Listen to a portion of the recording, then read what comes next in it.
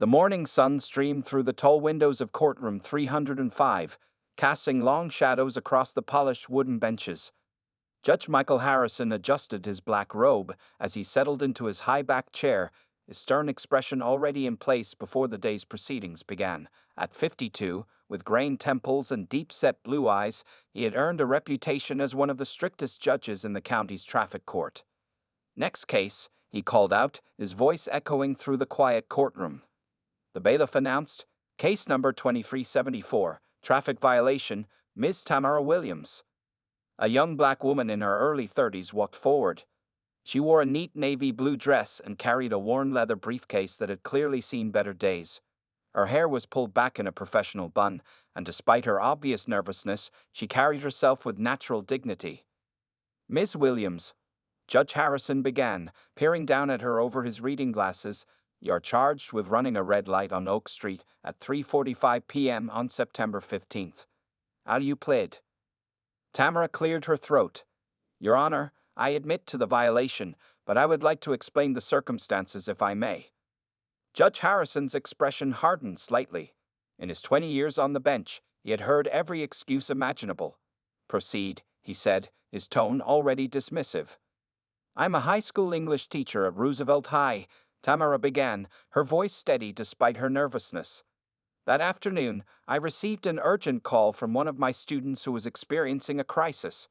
She was at the library, contemplating self-harm, and I was the only adult she felt she could trust." A few murmurs rippled through the courtroom, but Judge Harrison remained unmoved. He noticed Ms. Williams was clutching a piece of paper, probably some kind of proof of her story, but he didn't ask to see it. "Ms. Williams," he interrupted, "are you saying that running a red light was justified because you were in a hurry?" Tamara stood straighter. "No, Your Honor. I'm not justifying breaking the law. I'm simply providing context and hoping the court might consider the circumstances. I've never had a traffic violation before, and I was trying to prevent a tragedy." Judge Harrison shuffled through the papers before him, deliberately taking his time. The morning light caught his wedding ring as he moved his hand, and for a brief moment, he thought about his own daughter, Emma. But the thought passed quickly as he focused back on the case at hand. "Ms. Williams, this court sees dozens of cases every day. Everyone has a reason, an excuse, a special circumstance. The law, however, is clear and must be applied equally." The young teacher's shoulders dropped slightly, but she maintained her composure. From the gallery, several observers exchanged glances. They had witnessed far less serious violations receive more lenient treatment earlier that morning. "Furthermore," the judge continued, his voice growing colder, "your profession does not grant you special privileges on the road. If anything, as an educator, you should be setting a better example for young people about following rules." A slight flush crept up Tamara's neck, but she remained respectful. "I understand, Your Honor." The bailiff, who had served with Judge Harrison for over a decade, shifted uncomfortably. Something about the judge's tone seemed different today, harsher, more personal somehow. Judge Harrison straightened the papers on his bench with sharp, precise movements. "Taking into account the severity of running a red light and the potential danger to other motorists, this court fines you $500 to be paid within 30 days. He paused, then added, "And Ms. Williams, I suggest you leave earlier for your emergencies in the future." The fine was the maximum allowed for the violation. Tamara's eyes widened slightly. The amount would take a significant chunk out of her teacher's salary. She simply nodded. "Yes, Your Honor. Thank you." As she gathered her belongings and turned to leave, Judge Harrison was already calling for the next case, her presence dismissed from his mind. He didn't notice the disapproving looks from some of the court staff, nor did he see Tamara stop in the hallway to wipe a tear from her eye before pulling out her phone to text her student that despite everything, she was glad she had been there for her that day. Little did Judge Harrison know that this brief encounter would soon return to challenge everything he thought he knew about himself and his approach to justice. Later that afternoon, Tamara Williams sat in her car outside the courthouse, staring at the bright yellow citation paper in her trembling hands. The $500 fine might as well have been $5,000 on her teacher's salary. She pulled out her checkbook and did some quick calculations, her heart sinking as she realized she would have to cancel her planned trip to visit her sick mother next month.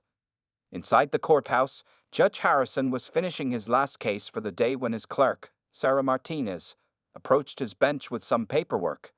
She had worked with him for 5 years and had never seen him quite so severe with a first-time offender. "Your Honor," Sarah began carefully, "I have Ms. Williams' paperwork here." She brought documentation about the student incident. She held out a letter from the school principal confirming the emergency call, along with a thank you note from the student's parents. Judge Harrison barely glanced at the papers. "The ruling has been made, Ms. Martinez. File those with the rest." His tone left no room for discussion, but Sarah lingered for a moment. "Sir, it's just that. We had 3 other red light violations this morning. The highest fine was $200, and one case was dismissed entirely." She kept her voice professional, but her concern was evident. The judge's face hardened. "Are you questioning my judgment, Ms. Martinez?" "No, Your Honor. Just providing information for the record." Back in the parking lot, Tamara was about to start her car when her phone rang. It was Jenny, the student she had rushed to help that day. The 16-year-old's voice was small but steady. "Ms. Williams, Mom told me you got in trouble because of me. I'm so sorry." Tamara's voice softened immediately. "Jenny, listen to me. You're worth every penny of that fine. I would do it again in a heartbeat." She meant it, even as she wondered how she would manage the payment. Meanwhile, Judge Harrison was packing up his briefcase when his daughter Emma called. "Dad, can you pick up my new English textbook on your way home? I left it at school, and I really need it for homework." "Can't you ask your teacher tomorrow?" he replied, irritated by the interruption. "Ms. Williams always tells us to be prepared. She'd be disappointed if I didn't do the reading tonight." The judge paused. "Ms. Williams?" "Yeah, she's the best teacher ever. She even gave me her phone number in case I ever need help, like she does for all of her students who are struggling." Something uncomfortable stirred in Judge Harrison's chest, but he pushed it aside. "I'll get your book," he said shortly, ending the call. As he drove to Roosevelt High School, the judge replayed the morning's court session in his mind. He remembered Ms. Williams mentioning she was a teacher, but he hadn't paid attention to where. The coincidence made him uneasy. The school parking lot was nearly empty when he arrived, except for one older model Toyota. Through the windows of the English department, you could see a solitary figure grading papers. It was Ms. Williams. Judge Harrison sat in his luxury sedan, watching as she worked well past normal hours. But the student approached her classroom. He recognized the girl as one who often struggled with homelessness. Ms. Williams welcomed her in with a warm smile, pulling out what appeared to be a sandwich from her desk. The judge's phone buzzed with a text from his wife. "Don't forget Emma's medication copay is due, $175. He stared at the message, thinking about the $500 fine he had imposed earlier. For his family, $175 was a minor inconvenience. For Ms. Williams, who was sharing her own dinner with a hungry student after hours, $500 might mean choosing between groceries and gas. Still, he told himself, the law was the law. He couldn't let personal feelings interfere with justice. Yet as he watched Ms. Williams patiently helping the student with homework, his certainty began to crack ever so slightly. Judge Harrison stepped out of his car, Emma's textbook request momentarily forgotten. He stood there, briefcase in hand, watching the kind of dedication to students that went far beyond a paycheck. For the first time that day, he felt a nagging doubt about his ruling. But it was too late now. The fine had been imposed, the judgment entered into record. He turned back to his car, unaware that tomorrow's parent-teacher conference would force him to confront not just Ms. Williams again, but also his own prejudices in ways he never expected. The next evening, Judge Michael Harrison straightened his tie as he walked down the quiet hallway of Roosevelt High School. The walls were covered with colorful student artwork and motivational posters. The sound of his expensive leather shoes echoed against the worn linoleum floor. "Room 204, he muttered to himself, checking the paper with Emma's schedule. He was already irritated about having to come to the school after a long day in court. His wife usually handled these meetings, but she was out of town visiting her sister. As he approached the classroom, he could hear his daughter Emma's excited voice through the open door. "Dad's going to love hearing about our Shakespeare project, Ms. Williams. We're doing it just like in a real courtroom." Judge Harrison froze mid-step, His hand, reaching for the doorknob, stopped in midair. Through the narrow window in the door, you could see the back of a familiar navy blue dress. "Emma speaks very highly of you, Mr. Harrison," Ms. Williams was saying, her voice professional but carrying a slight tremor. "Please, come in." The judge slowly pushed open the door. The classroom was warm and welcoming, with student essays displayed proudly on the walls and potted plants on the windowsills. Classic novels were arranged neatly on wooden shelves, and inspirational quotes about justice and equality decorated the bulletin board. Their eyes met. Ms. Williams stood behind her desk, her expression carefully neutral, though her hands clasped tightly in front of her. Emma, sitting in one of the student desks, beamed at her father. "Dad, this is Ms. Williams, the teacher I've been telling you about all year." Emma's voice bubbled with enthusiasm, completely unaware of the tension in the room. Judge Harrison cleared his throat. "Yes, Ms. Williams and I. We've met." "You have?" Emma looked between them, confused. "When?"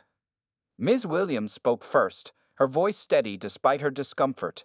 "Your father and I encountered each other in a professional capacity yesterday." She gestured to an empty chair. "Please, have a seat, Mr. Harrison." The judge sat down stiffly, hyper-aware of how the small student chair made him feel less imposing than his usual position on the bench. The irony wasn't lost on him. "Emma," Ms. Williams continued, "why don't you show your father the project you've been working on?" Emma jumped up eagerly and went to retrieve a folder from the back of the room. While she was out of earshot, Ms. Williams spoke quietly. "I hope we can keep our previous interactions separate from this conference, Your Honor. Emma is an exceptional student, and she deserves our full attention tonight." Before the judge could respond, Emma returned with her project, a mock trial based on The Merchant of Venice. She had cast herself as Portia, the character who delivers the famous Quality of Mercy speech about justice and compassion. "Ms. Williams helped me understand the deeper meaning," Emma explained excitedly. "How mercy should season justice, like in the play. She says it's still relevant today, especially in real courtrooms." Judge Harrison shifted uncomfortably in his chair. The weight of yesterday's harsh ruling pressed heavily on his conscience as his daughter continued describing how Ms. Williams had stayed after school 3 days in a row to help her perfect her performance. "She even drove across town last weekend to watch me practice at the debate competition," Emma added proudly. "That's why she's the best teacher ever." The judge's stomach tightened. Across town. Last weekend. The same dedication to students that had led to yesterday's traffic violation. Ms. Williams maintained her composure, focusing on Emma's academic progress. She showed them portfolios of Emma's work, describing her growth in critical thinking and writing. But there was an underlying tension that Emma, in her excitement, completely missed. As the conference drew to a close, Emma asked, "Dad, can Ms. Williams come to dinner sometime? She's always telling us about how important it is to break bread with people from different backgrounds to understand each other better." The silence that followed was deafening. Judge Harrison looked at Ms. Williams, seeing not just his daughter's teacher, but a dedicated educator who had faced his prejudice head-on in his courtroom. The shame he felt was overwhelming. "Perhaps," he managed to say, "we should save that discussion for another time." As they prepared to leave, Ms. Williams handed Emma one last paper, her perfect score on the latest essay. The judge couldn't help but notice her hands were shaking slightly, the same hands that had trembled while holding his court citation just yesterday. The meeting was over, but Judge Harrison knew this was just the beginning of a much longer reckoning with his own biases and assumptions. The drive home from the parent-teacher conference was unusually quiet. Emma sat in the passenger seat, hugging her backpack and occasionally glancing at her father. Judge Harrison gripped the steering wheel tightly, his mind racing with thoughts he couldn't seem to quiet. "Dad?" Emma finally broke the silence. "You're acting weird. Did I do something wrong in class?" The judge loosened his grip on the wheel. "No, honey. You're doing excellent work. Ms. Williams made that very clear." "Then why do you look so upset? And what did Ms. Williams mean about meeting you professionally?" Emma's bright mind was putting pieces together, though the full picture wasn't yet clear. They stopped at a red light. Ironically, the same intersection where Ms. Williams had received her ticket.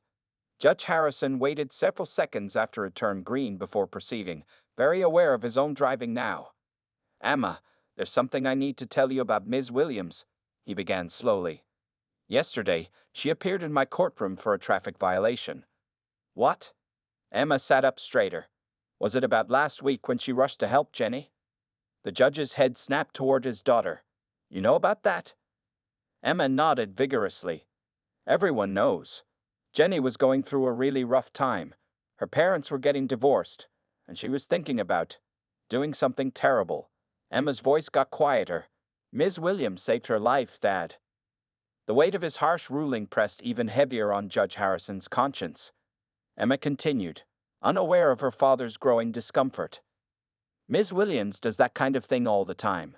Last month, she drove Marcus home when his mom couldn't pick him up from play practice, and she brings breakfast for Sarah every morning because she knows Sarah's family can't afford it right now." Each example felt like a personal rebuke to the judge. He remembered his dismissive tone in court, his refusal to even look at the documentation she'd brought. "She used her own money to buy books for students who couldn't afford them," Emma went on, warming to her subject. "And she started a morning reading club for kids who need a safe place to go before school opens. She gets here at 6:30 a.m. every day for that." They pulled into their driveway, but neither made a move to get out of the car. Emma was on a roll now, sharing story after story about her beloved teacher. "Remember when I was too scared to give my speech in the debate club? Ms. Williams stayed after school every day for 2 weeks to help me practice. She said everyone deserves to have their voice heard, even if they're nervous or different, or—" Emma paused, then added quietly, "or if other people might judge them unfairly." The irony of her words wasn't lost on Judge Harrison. He thought about the quick assumptions he'd made in court, based on nothing more than a glance and his own biases. "And Dad," Emma's voice grew serious, "do you know what she told us in class yesterday, right after she came back from traffic court?" The judge held his breath, dreading what might come next. "She said that sometimes life isn't fair, but that doesn't mean we should stop being fair to others." She used it as a lesson about To Kill a Mockingbird, about walking in someone else's shoes before making judgments. Judge Harrison felt a lump forming in his throat. "She said that after I fined her $500? $500? Emma's eyes widened in shock. "But Dad, that's more than her weekly salary. I heard her telling Mr. Peterson she might have to cancel her trip to see her sick mother because of some unexpected expense." Emma's voice cracked slightly. "She was probably talking about your fine." The car fell silent again, but this time it was heavy with understanding. Emma looked at her father differently now, seeing not just her dad or the respected judge, but someone who might have made a serious mistake. "Dad," she asked softly, "remember what Ms. Williams taught us about prejudice in To Kill a Mockingbird? About how it can make even good people do unfair things?" Her words hit him like a physical blow. His own daughter, using lessons learned from Ms. Williams, was holding up a mirror to his actions, and he didn't like what he saw reflected there. "Yes, Emma," he whispered. "I remember, and I think it's time I learned that lesson too." That night, Judge Michael Harrison couldn't sleep. He sat in his home office, surrounded by law books and framed certificates, but for the first time in years, these symbols of his authority brought him no comfort. The clock on his desk showed 2:30 a.m., but his mind wouldn't stop replaying the events of the past 2 days. He pulled up his court records on his laptop, something he'd never done after hours before. His hands moved slowly across the keyboard as he began reviewing his past 6 months of traffic violations. As the data filled his screen, a disturbing pattern emerged. "This can't be right," he muttered, running the numbers again. But the statistics didn't lie. White drivers had received an average fine of $150 for running red lights. Black drivers' fines averaged $380. Hispanic drivers faced an average of $275. He never noticed the pattern before because he'd never looked for it. He remembered what his own father, also a judge, had told him years ago. The law is colorblind, son. But was he? Or any of them? The judge walked to his daughter's room and quietly opened the door. Emma was asleep, her copy of To Kill a Mockingbird still open on her bedside table. Next to it lay her English essay with Ms. Williams' careful notes in the margin. "Excellent analysis of how prejudice can blind us to truth. Keep digging deeper." Back in his office, Judge Harrison opened his personal checkbook. The $500 fine he'd imposed on Ms. Williams seemed to mock him from his court records. He began writing a check, then stopped. No, throwing money at the problem wouldn't fix this.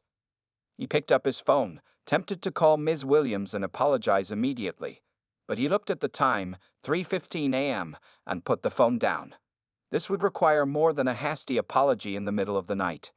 Instead, he pulled out a legal pad and began writing. First, he listed every assumption he'd made about Ms. Williams in court. She was making excuses. She was trying to get special treatment. She didn't respect the law. She was exaggerating the emergency. Then he wrote what he now knew to be true. She had rushed to save a suicidal student. She brought breakfast for hungry children. She stayed late to help struggling students.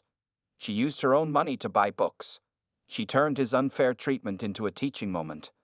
The contrast made him feel physically ill. Judge Harrison walked to his bathroom and stared at himself in the mirror. "Who are you really?" He whispered to his reflection.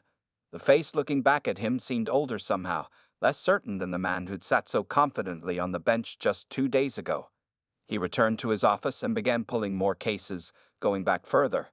Each file told a similar story, different names, different circumstances, but the same pattern of unconscious bias in his rulings. How many lives had he impacted unfairly? How many Ms. Williamses had stood before him, receiving judgment based not on their actions but on his preconceptions? As dawn began to break, Judge Harrison heard Emma getting ready for school. She walked past his office and stopped, surprised to see him still in yesterday's clothes. "Dad, have you been up all night?" He looked up at his daughter, seeing in her young face the hope for a better future. "I've been learning, Emma. Sometimes the hardest lessons come late in life." She walked over and looked at his legal pad full of notes. "Is this about Ms. Williams?" "It's about much more than that," he replied softly. "It's about seeing clearly what I've been blind to for too long." Emma picked up one of his case files and read the fine amount. Her face showed the same disappointment he now felt in himself. "What are you going to do about it?" Judge Harrison stood up, his decision made. "First, I'm going to listen, really listen. Then I'm going to change. And then I'm going to make things right." The morning sun finally broke through his office window, casting long shadows across his desk. But for the first time in many hours, Judge Harrison felt like he could see clearly. The next morning, Judge Harrison arrived at the courthouse earlier than usual. The hallways were still quiet, with only the cleaning staff moving about. He carried a large box of case files under his arm, the result of his sleepless night of research. "Sarah," he called to his clerk as she walked in. "Could you come into my chambers, please?" Sarah Martinez entered, notepad ready as always. She noticed the dark circles under the judge's eyes and the unusual disorder of files spread across his normally pristine desk. "I need your help with something," Judge Harrison began, his voice heavy. "I want you to tell me honestly. Have you ever noticed any patterns in my rulings?" Sarah hesitated, shifting her weight from one foot to another. "What kind of patterns, Your Honor?" "Please, Sarah, I need the truth. Have you noticed me being harder on certain types of people?" The clerk slowly sat down, placing her notepad on her lap. "Yes," she said quietly, "I have." For the next hour, Sarah shared her observations from 5 years of working in his courtroom. She showed him her own private notes, records she kept of disparities in fines and sentencing. The judge listened without interruption, each word confirming what his own late-night investigation had revealed. "Why didn't you say something before?" he asked finally. "I tried, Your Honor. Yesterday, with Ms. Williams' case. But you," she paused, choosing her words carefully, "you weren't ready to hear it then." Judge Harrison nodded slowly. "And now I need to do something about it." He spent the rest of the morning reviewing cases with Sarah, documenting every instance where his biases might have influenced his decisions. The stack of concerning cases grew higher and higher. Around noon, there was a knock at his chamber door. It was Judge Roberts, his longtime colleague and friend. "Mike, what's this I hear about you requesting all your case files from the past year?" Judge Harrison looked up from his work. "Tom, sit down. I need to show you something." He presented his findings to Judge Roberts, the statistical evidence, the pattern of higher fines for minorities, the documented disparities in how he handled similar cases differently based on the defendant's race. "This isn't just about Ms. Williams anymore," Judge Harrison explained. "She just helped me see what was right in front of me all along." Judge Roberts leaned back in his chair, processing the information. "You know this could cause quite a stir if it gets out." "Maybe it should," Harrison replied firmly. "Maybe that's exactly what this court needs." That afternoon, Judge Harrison called an emergency meeting with the court administrator. He presented his findings and made several requests: an independent review of his past rulings, mandatory bias training for all court staff, and a new system for monitoring sentencing patterns. "This won't be popular with everyone," the administrator warned. "I'm not looking for popularity," Harrison responded. "I'm looking for justice, real justice."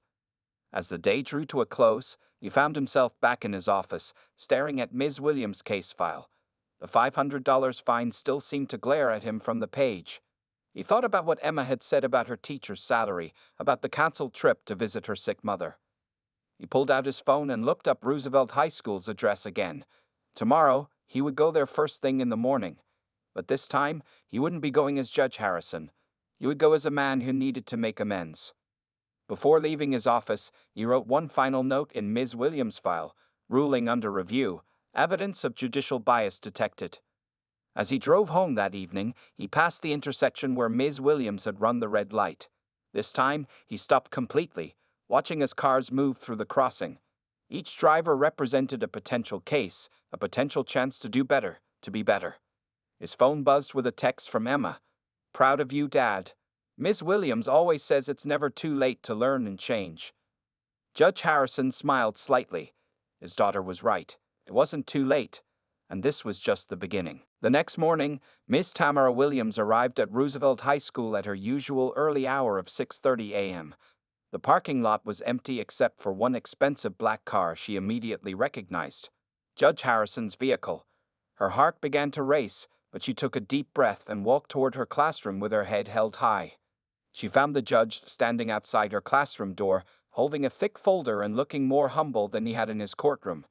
His usual stern expression was replaced with one of genuine remorse. "Ms. Williams," he said softly, "may I speak with you?" She unlocked her classroom door. "Of course, Your Honor, though I usually only have parents in my classroom for conferences." Her voice remained professional but guarded. They entered the bright classroom, where the morning sun was just beginning to stream through the windows. Student artwork and essays decorated the walls, including Emma's latest paper on "To Kill a Mockingbird." "Please," Ms. Williams gestured to a chair, "have a seat." It was the same small student chair from the parent-teacher conference, and once again, Judge Harrison felt the humbling effect of sitting in it. "Ms. Williams, I owe you an apology," he began, his voice heavy with emotion. "But more than that, I owe you an explanation and a promise." He opened the folder he brought and showed her his findings: the statistical evidence of his biased rulings, the documentation of disparities, and his official request for a review of his past cases. "Your case wasn't an isolated incident," he admitted. "It was part of a pattern I had refused to see until now, a pattern of prejudice that I allowed to influence my judgments." Ms. Williams listened quietly, her hands folded on her desk. The morning reading club students would arrive in 30 minutes, but for now, she gave the judge her full attention. "Emma told me everything," he continued. "About Jenny, about the breakfast program, about all the extra hours you put in. I had you in my courtroom for less than 10 minutes and thought I could judge your character. I was wrong." Ms. Williams finally spoke. "Your Honor, may I share something with you?" She walked to her bulletin board and pointed to a quote she had posted. "Education is not just about filling a bucket, but lighting a fire. Every day, I teach my students to think critically, to question their assumptions, to be better than the prejudices they inherit. When I left your courtroom that day, I had two choices. I could be bitter about the unfair treatment, or I could use it as a teaching moment." Judge Harrison nodded slowly. "Emma mentioned that. She said you used your experience in my courtroom to teach about prejudice in To Kill a Mockingbird." "Yes," Ms. Williams smiled slightly, "though I never mentioned your name or even that it was a local judge. The lesson wasn't about you, Your Honor. It was about the larger issue of how prejudice can blind even good people." The judge reached into his pocket and pulled out an official document. "I filed a motion to review and dismiss your fine, but I know that doesn't erase what happened." "No, It doesn't, Ms. Williams agreed. But what you're doing now, acknowledging the problem, investigating your past rulings, seeking change, that matters more than dismissing one fine. They could hear students beginning to arrive for the morning reading club. Judge Harrison stood to leave but paused at the door. Ms. Williams, would you be willing to help us? The court is implementing mandatory bias training, and we need educators who can speak to the impact of systemic prejudice. She considered his request carefully. You know, Your Honor, there's an old saying, when someone shows you who they are, believe them, but I also believe that when someone shows you they're willing to change, you should believe that too. Is that a yes? That's a yes, she smiled. On one condition, that we start by having you speak to my students about the importance of acknowledging and correcting our mistakes. For the first time in days, Judge Harrison felt a genuine smile cross his face. I would be honored, Ms. Williams, and I promise you, this is just the beginning. As he left, the first students were arriving for the morning reading club. He watched through the window as Ms. Williams welcomed each one with a warm smile, regardless of their background or circumstances. She had taught him perhaps the most important lesson of his career, that true justice begins with seeing the humanity in everyone. 6 months had passed since that early morning meeting in Ms. Williams' classroom. The Roosevelt High School auditorium was packed with students, teachers, and community members. Judge Michael Harrison stood at the podium, looking out at the diverse faces before him. When I first stood in this auditorium 3 months ago, he began, I was nervous about sharing my story of prejudice and transformation. But Ms. Williams taught me that real change starts with honest conversations. In the front row, Ms. Williams sat beside Emma, both smiling proudly. The judge's bias training program, developed with Ms. Williams' help, had become a model for other courts in the state. Today, they were celebrating its expansion to all county departments. Thanks to Ms. Williams' guidance, the judge continued, our court has reviewed over 500 cases from the past 2 years. We've corrected fines, adjusted sentences, and most importantly, changed how we see the people who come before us. The statistics displayed on the screen behind him told the story. Disparities in sentencing had dropped by 60%. The court had implemented a new system where all rulings were reviewed monthly for bias patterns. But the numbers were only part of the change. During breaks between sessions, Judge Harrison often visited Ms. Williams' classroom. He would sit in that small student chair, listening as she taught literature through the lens of justice and empathy. Sometimes, he even joined her morning reading club, sharing coffee with students who arrived early for a safe space to learn. Emma had bloomed under the partnership between her father and her teacher. She started a student group called Justice for All, which brought together kids from different backgrounds to discuss issues of fairness and equality in their community. But perhaps the most significant change, Judge Harrison said, looking directly at Ms. Williams, happened in my own courtroom. The screen showed a photo of his renovated courtroom. Gone was the imposing height of the judge's bench. It had been lowered to eye level with those who appeared before him. The stark fluorescent lights had been replaced with warmer, more welcoming lighting. Even the seating had been rearranged to feel less intimidating. Last week, he shared, his voice softening, a young mother appeared before me for a minor traffic violation. Like Ms. Williams, she had been rushing to help someone in need. But unlike 6 months ago, I listened, really listened.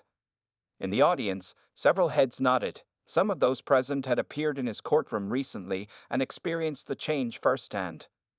Ms. Williams taught me that justice without compassion isn't justice at all, he continued. She showed me that behind every case is a human story waiting to be heard. The judge then revealed the newest initiative, a community advisory board that would help monitor court practices and provide feedback. Ms. Williams had been elected as its first chairperson. After the ceremony, as people mingled and shared refreshments, Judge Harrison watched Ms. Williams surrounded by her students. Jenny, the girl she had rushed to help that fateful day, was now a peer counselor, helping other struggling students. The $500 fine that had started it all seemed like a lifetime ago. Dad, Emma approached with a plate of cookies. Ms. Williams says you're joining us for the field trip to the Supreme Court next week. Wouldn't miss it, he smiled. Though I think I'm learning more from these trips than the students are. Later that evening, as the auditorium emptied, Ms. Williams and Judge Harrison stood on the stage, looking out at the empty seats. Did you ever imagine, she asked, that one traffic ticket could lead to all this? The judge shook his head. I imagine there are still many judges out there like the man I was 6 months ago. Then we keep working, Ms. Williams said firmly. One conversation, one classroom, one courtroom at a time. As they walked out into the parking lot, they passed the intersection where their story had begun. The traffic light turned red, and they both stopped, sharing a knowing smile. You know, Judge Harrison said, Emma was right about breaking bread with people from different backgrounds. Would you and your mother like to join us for dinner this weekend? I hear she's feeling much better after your visit. Ms. Williams nodded. We'd like that very much, Your Honor. Please, he said, call me Michael. After all, we're not in court anymore. And as they parted ways, both knew that while their story had started with an unfair judgment, it had transformed into something far more powerful, a testament to the possibility of change, one open heart at a time.